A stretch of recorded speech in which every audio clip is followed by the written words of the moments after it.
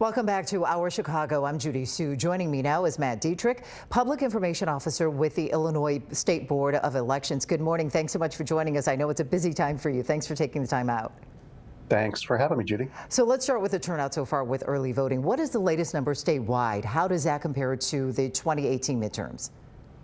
Heading into the weekend, we had just shy of 1 million votes cast prior to, or I should say 1 million ballots cast prior to Election Day. Obviously, that number is going to go up, and that is, we had been running about 9% higher than what we saw in the 2018 midterm as far as ballots cast pre-Election Day. A big difference this time, though, is we have a very large increase in the number of vote-by-mail ballots that have been cast. As of 5 days prior to the election, we had nearly 500,000 vote-by-mail ballots already cast, already returned. In the 2018 midterm, we only had a total of 427,000 votes by mail cast. So, Matt, if you requested a mail-in ballot but decided now that you want to vote in person, can you do that? Oh, sure. If you've done that, if you've already received your ballot, take your ballot with you, go to your polling place or your early voting location. You'll surrender your ballot to the election judge there, and that ballot will be spoiled, and then you'll be given a regular ballot and you can vote in person. There's also another situation where, since we're so close to the election now, people may have requested a vote by mail ballot and it hasn't arrived, and they're starting to get panicky about whether it's going to get there in time. That's not a problem. If you requested your vote by mail ballot and it hasn't arrived yet, and you want to go vote in person instead, go to your polling place or your early voting location. Tell the election judge, I applied for a vote by mail ballot, it didn't arrive. They will check. They will see, they'll get verification that yes, a ballot was sent to this voter, but it has not yet been voted.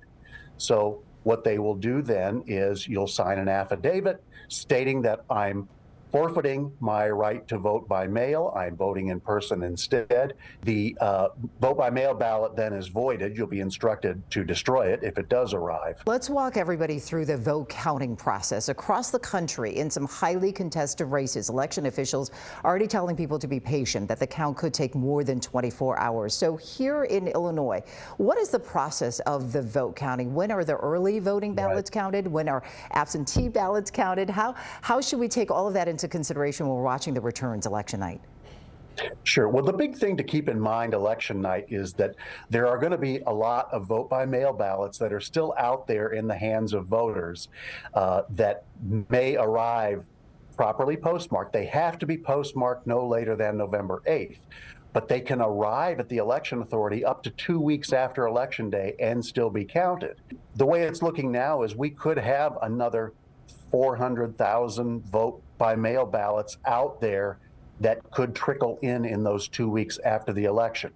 What happens on election night is the early voting totals can be run almost instantaneously, because all during this 40-day period of early voting, voters have been putting their ballots through the tabulators. The tabulators record their votes, but those votes can't be accessed. No votes can be counted until the polls close at 7 p.m. on Tuesday.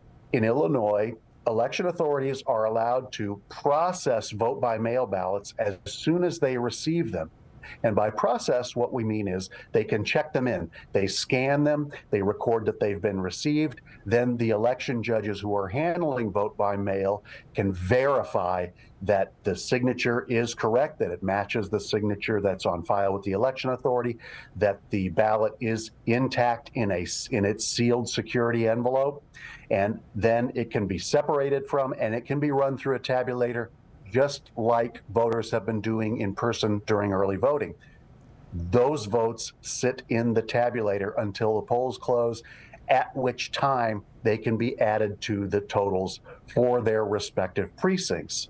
We have heard about people monitoring drop boxes in Arizona, as you know. Any concerns that you might see something like that here in Illinois?